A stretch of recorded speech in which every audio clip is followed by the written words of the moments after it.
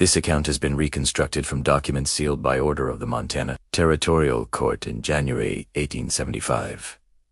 The materials comprising medical journals, correspondence, court depositants, and the private diary of Deputy Marshal Owen Bradshaw, discovered in 2019 during renovation of the former Deer Lodge County Courthouse, per the terms of the original suppression order. These materials were to remain sealed for 100 years following the final documented event.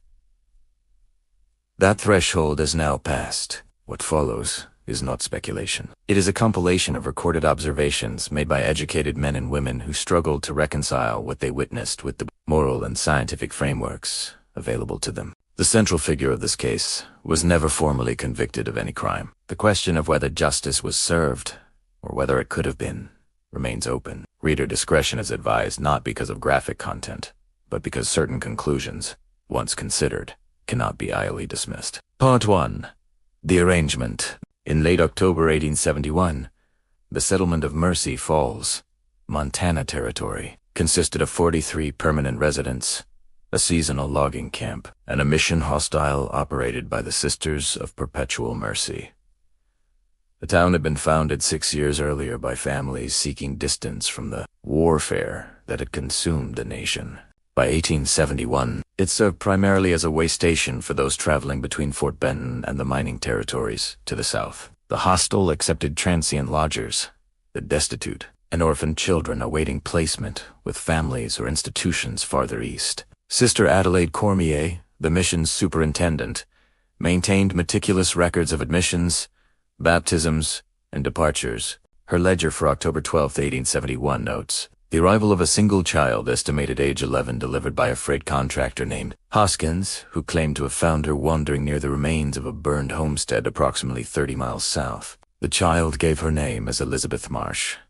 She was clean, well-nourished, and able to read. She offered no information regarding her family or the circumstances of the fire. Sister Adelaide noted that the child exhibited no visible distress and answered questions with uncommon composure. A local physician, Dr. Horace Gantry, examined her the following day and recorded that she was in excellent health, showing no signs of exposure, malnutrition, or physical abuse. He noted her pulse as remarkably steady and observed that she did not flinch during the examination. Elizabeth was assigned a bed in the women's dormitory. Sister Adelaide wrote in a letter to her superior in Helena that the child was exceptionally polite and demonstrated a maturity of manner unexpected in one so young. The hostel had 11 other residents at the time.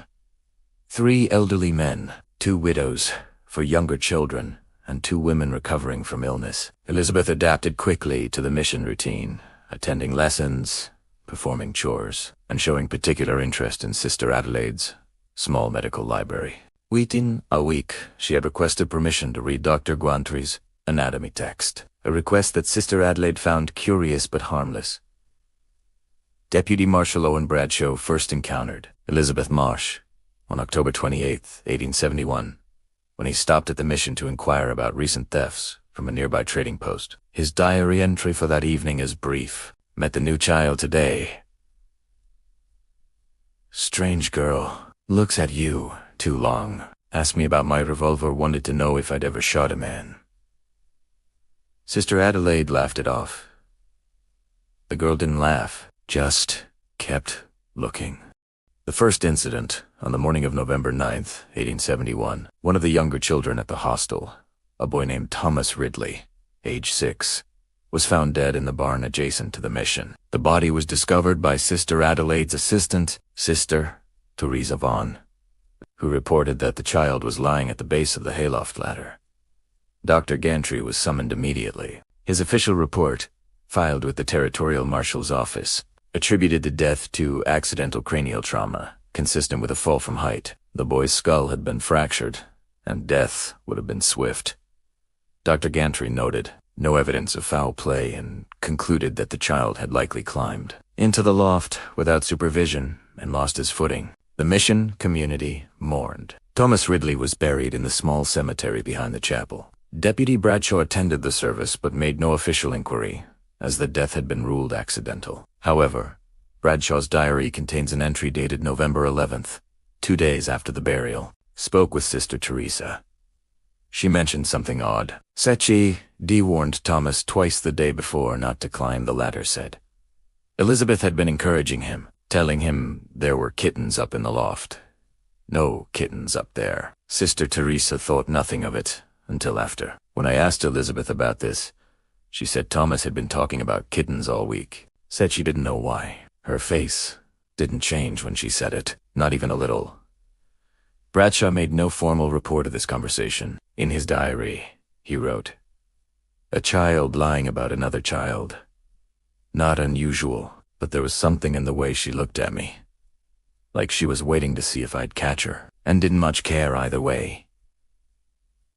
The observer, Owen Bradshaw, was 34 years old in 1871, a former Union Army corporal who had served under General Howard in the latter stages of the war. He had been appointed deputy marshal for the Mercy Falls district in 1869, a position that involved mediating disputes, recovering stolen livestock, and maintaining minimal order in a region largely governed by distance and He was literate, methodical, and possessed a temperament that his commanding officer had once described as inconveniently reflective.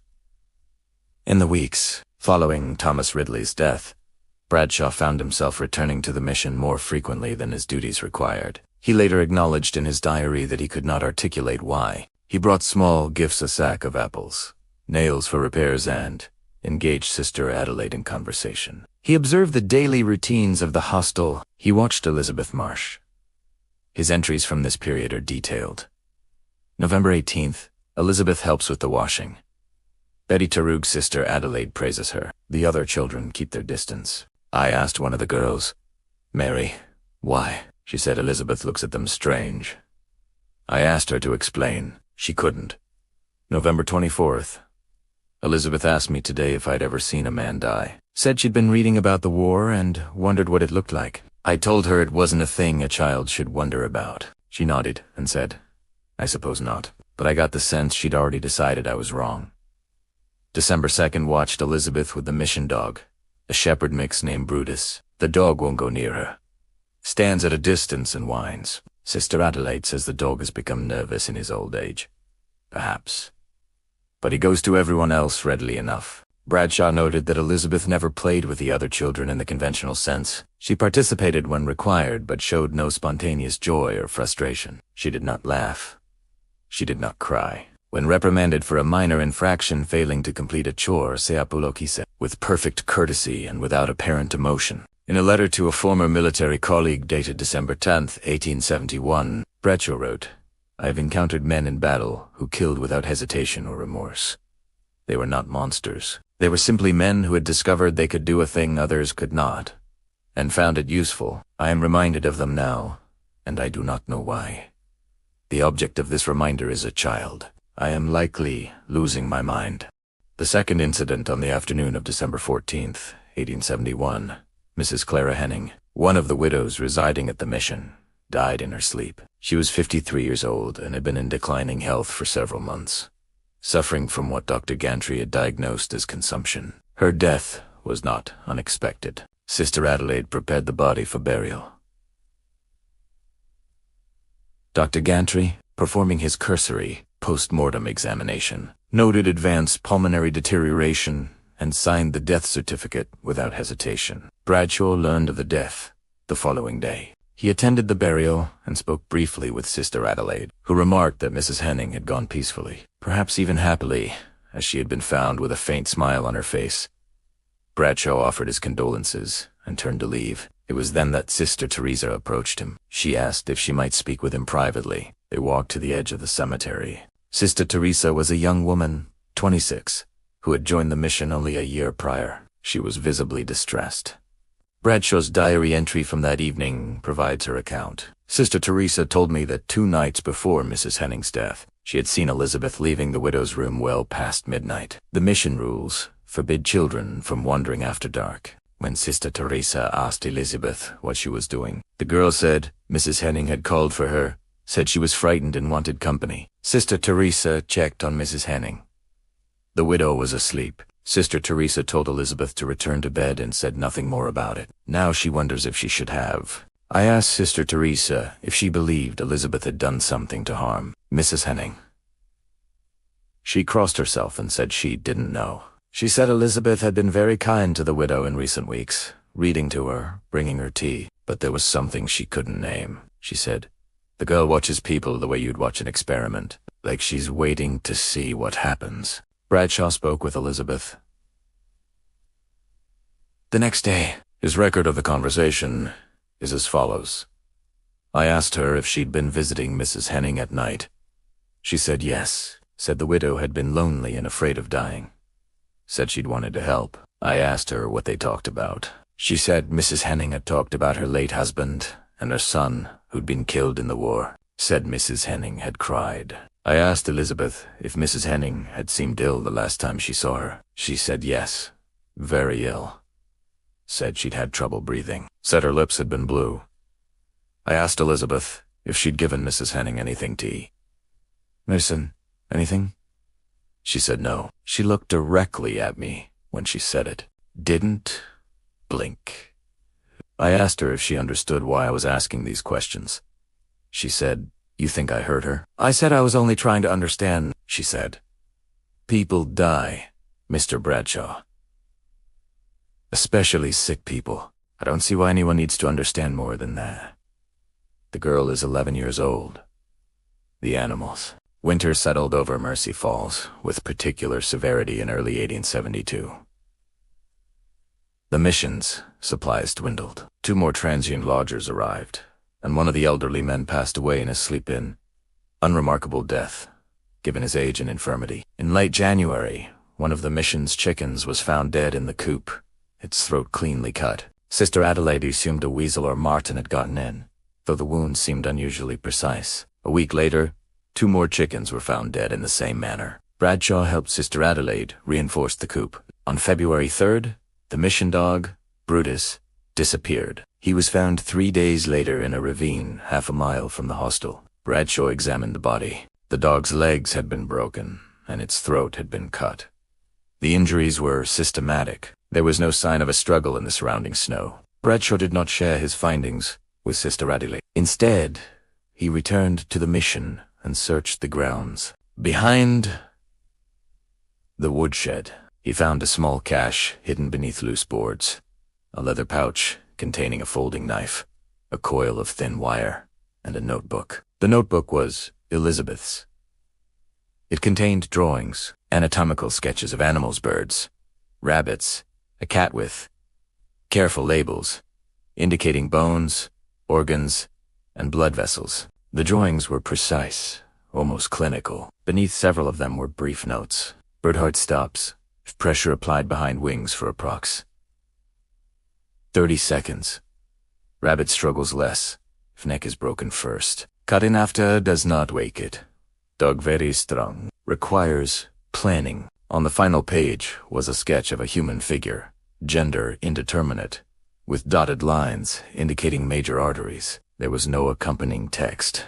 Bradshaw took the notebook and confronted Elizabeth that evening. His diary provides the exchange. I showed her the notebook. She didn't deny it was hers. I asked her why she'd killed the animals. She said she wanted to understand how they worked. I asked her why she needed to kill them to understand. She said, "You can't see how something works while it's still moving." I told her what she'd done was wrong. She asked me why. I said because the animals suffered. She said they didn't suffer long, said she'd been careful, said suffering wasn't the point. I asked her what the point was. She didn't answer, just looked at me. Finally, she said, "You already know, Mr. Bradshaw. You just don't want to say it." I asked her about the drawing of the person. She said it was only a drawing. I asked her if she'd thought about hurting anyone. She said, "Everyone thinks about things, Mr. Bradshaw. Thinking isn't doing." I told her I was going to speak with Sister Adelaide. She said that was my choice. Said Sister Adelaide wouldn't believe me. She was right. The crisis of belief. Bradshaw presented the notebook to Sister Adelaide on February 9th, 1872. She examined it in silence, then returned it to him and asked him what he expected her to do. Bradshaw suggested that Elizabeth be removed from the hostel and placed elsewhere, perhaps in the care of a family better equipped to supervise a child with unusual tendencies. Sister Adelaide reminded him that the mission's purpose was to provide refuge for those who had nowhere else to go. She noted that Elizabeth had committed no crime, that the deaths of the animals, while disturbing, were not unprecedented among children raised in rural isolation, and that the drawings could be interpreted as simple curiosity about anatomy, a subject Elizabeth had shown consistent interest in. Bradshaw pressed the issue. He referenced the deaths of Thomas Ridley and Mrs. Henning. Sister Adelaide's response, recorded in a letter she later sent to her superior, was firm. I told the deputy marshal that I would not entertain accusations against a child based on suspicion and coincidence. Thomas Ridley's death was accidental. Mrs. Henning was gravely ill and died of natural causes. To suggest otherwise is to engage in a form of hysteria, unbecoming of a man in his position. I reminded him that children, particularly those who have suffered loss and displacement, sometimes exhibit behaviors that adults find unsettling. This does not make them dangerous, it makes them wounded.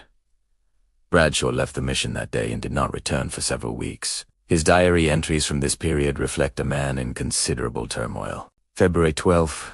Perhaps Sister Adelaide is right. Perhaps I am seeing malice where there is only strangeness. I have known war. I have known cruelty.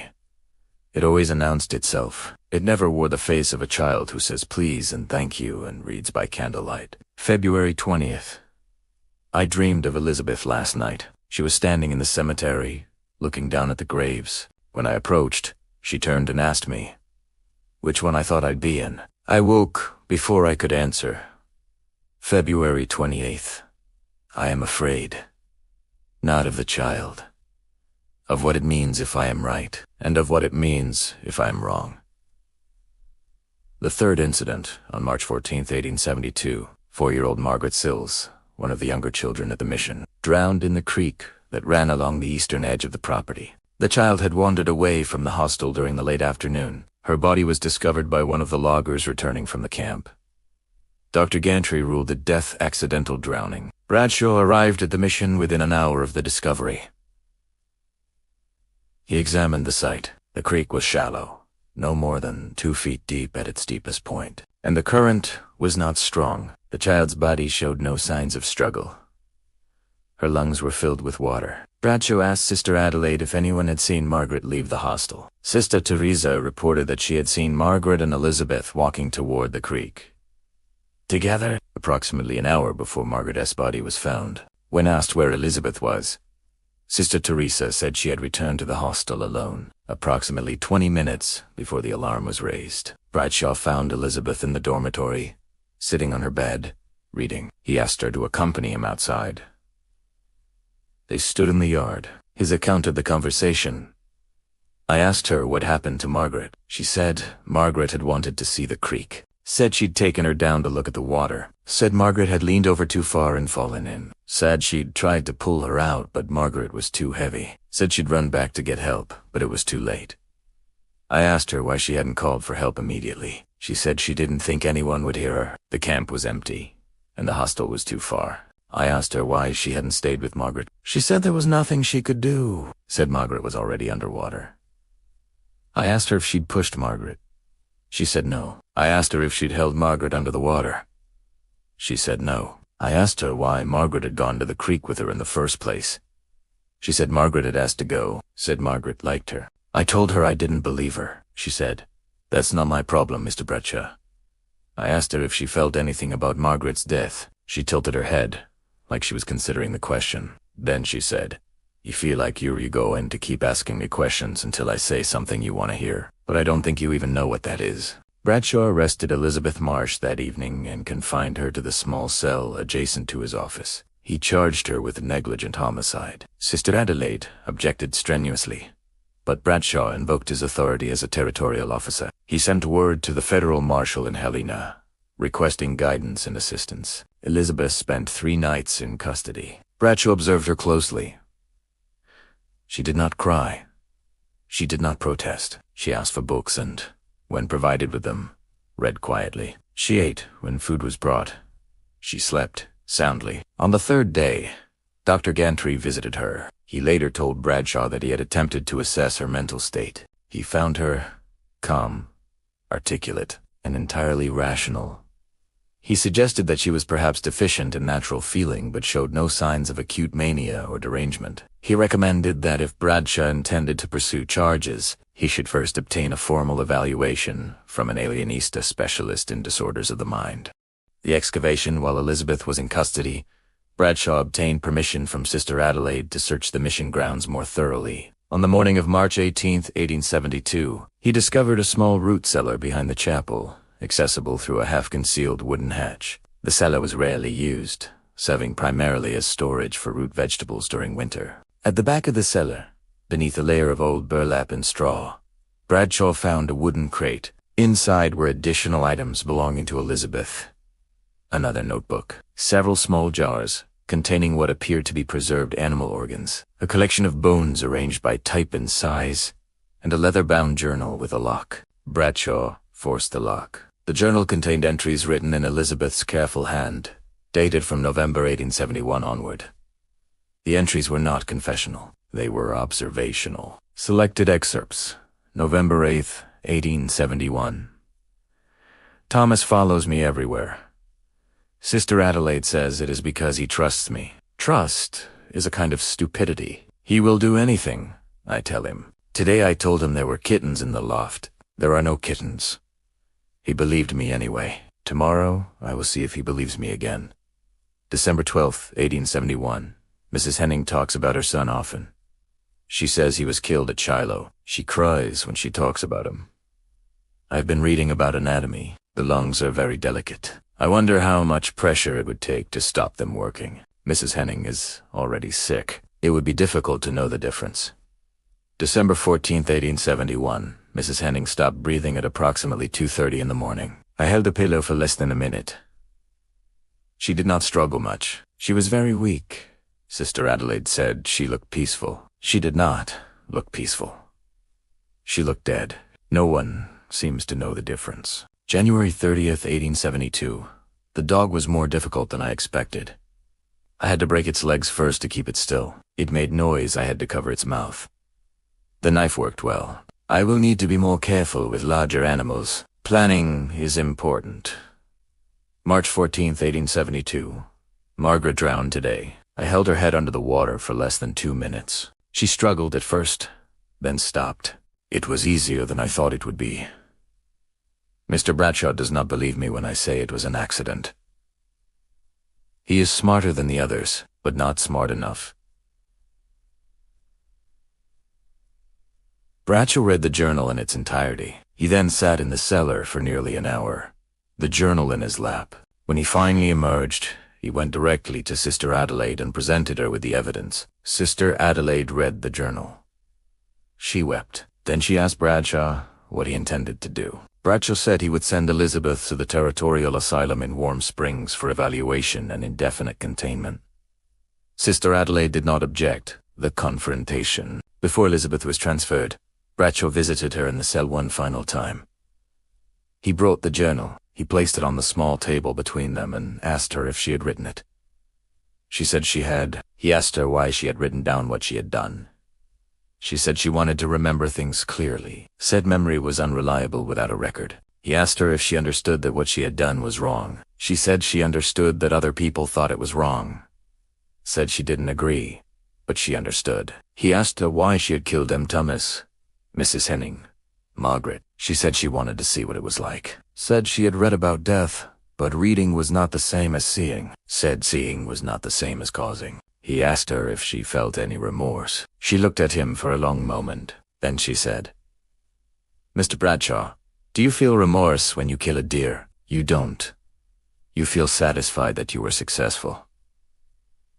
"That is what I feel." "You think I should feel something else because they were people? But I don't understand why people are different from deer. Everyone says they are, but no one can explain why in a way that makes sense. You say it is because people have souls, but I have never seen a soul. I have seen blood and bones and organs, and they are the same in a person as in a deer. So why would I feel remorse?"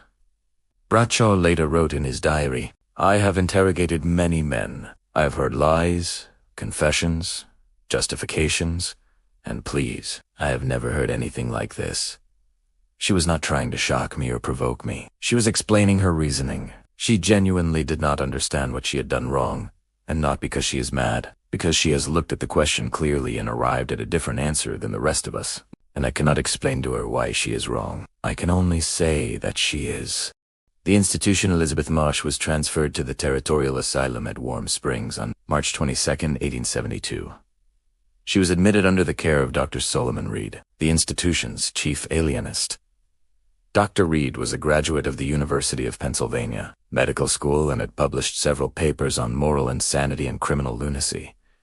Dr. Reed's initial evaluation, dated March 28, 1872, is preserved in the asylum's records.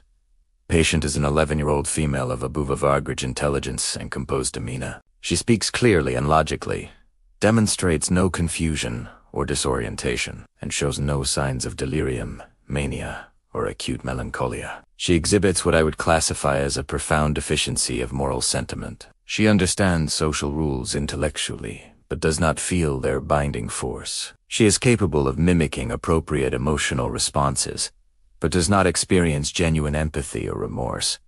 I have examined several individuals with similar presentations, though never in one so young. The prognosis is poor. There is no known treatment for a deficit of this nature. Moral instruction is ineffective because the patient does not perceive morality as anything more than a social convention, which she regards as arbitrary. She is not delusional. She simply does not value human life in the manner that normal individuals do. Recommendation: indefinite containment. Patient should be isolated from other inmates, as she is likely to manipulate them. She should not be trusted with any implement that could be used as a weapon. She should be observed closely at all times. Elizabeth remained at Warm Springs for 16 months. During that time, Dr. Reed continued to evaluate her regularly. His notes indicate that she was cooperative, courteous, and deeply interested in the workings of the asylum. She asked frequent questions about the other patients, their diagnoses, and their treatments. She read extensively from the asylum's medical library. Dr. Reed wrote in a letter to a colleague, "She is studying us. She observes the staff, notes our routines, learns our weaknesses. She has determined which attendants are sympathetic, which are lazy, and which are cruel. She adjusts her behavior accordingly. She never misbehaves in a manner that would result in harsh punishment, but she tests boundaries constantly. She is the most intelligent patient I have ever encountered, and the most dangerous." In July 1873, Elizabeth requested a meeting with Dr. Reed. She told him she believed she had been wrong about certain things. She said she had spent considerable time reflecting on his lessons about morality and empathy, and she thought she was beginning to understand. She said she felt remorse for what she had done. She wept as she said this. Dr. Reed was skeptical. He increased the frequency of his evaluations. Elizabeth continued to express remorse, to speak of her guilt, to demonstrate what appeared to be genuine emotional distress. She was polite to the attendants, kind to the other patients, compliant with all rules. In October 1873, Dr. Reed wrote in his journal, "I am beginning to doubt my own judgment. It is possible that I have been too harsh. It is possible that the patient is in fact experiencing a genuine moral awakening. Children are not static. They develop. Perhaps Elizabeth has developed in the direction of conscience, or perhaps she has simply learned to perform conscience convincingly. I cannot tell the difference, and that is the most disturbing thing of all."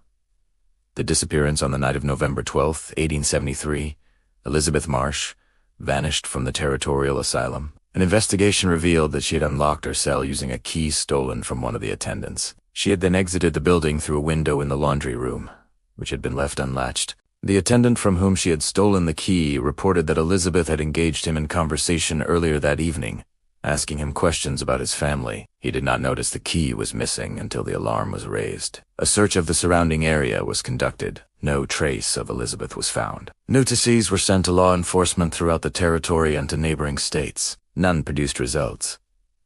Dr. Reed submitted a report to the Territorial Marshal's office. In it, he wrote, "Patient demonstrated advanced capability for deception and manipulation. She successfully convinced multiple staff members that she had undergone a transformation of character. I now believe this was a calculated performance designed to reduce scrutiny and facilitate escape. Patient is highly intelligent, capable of violence, and entirely without empathy. She is likely to continue the behaviors that led to her initial confinement. I recommend that all law enforcement agencies be notified and that the public be warned. However, I acknowledge that such a warning may cause panic and that proving her guilt in future incidents will be exceptionally difficult, as she has now learned from her previous mistakes.